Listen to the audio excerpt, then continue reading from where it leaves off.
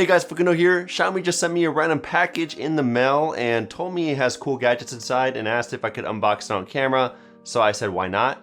This is the first time Xiaomi has ever sponsored one of my videos, so I'm excited to cooperate with them and see what's inside this mystery box, or should I say mystery box, me.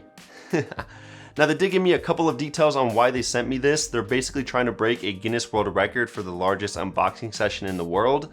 The current record is 634 people unboxing at the same time, so hopefully they beat that record. It's going to be occurring today, December 21st, in New York City. But anyways, inside the box I found a Mi wireless charging pad. It has an output of 10 watts. It has a simple design with a rubber top to secure the phone in place and has an aluminum body. It's currently being sold for $16.50. Next, they sent me a Mi Box S, which after doing some research is actually an excellent streaming media player powered by Android TV. It has excellent reviews. You just hook it up to your TV and you have access to over 3,000 channels and various popular apps such as Netflix, YouTube, ESPN, HBO Now, etc. Plus the remote has Google Assistant, so you won't need to type anything. You just speak into the remote. $50, so not a bad choice for a holiday gift.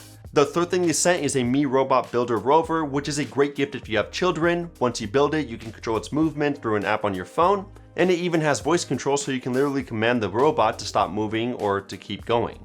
The coolest part is that you can build this thing into different machines, so the fun never really ends. Next, I found a Xiaomi laptop backpack inside the mystery box. It has a very minimal design on the outside with a ton of pockets on the inside so you can fit a ton of things and still be organized. It looks nice and I'm definitely going to use this for my everyday trips to school.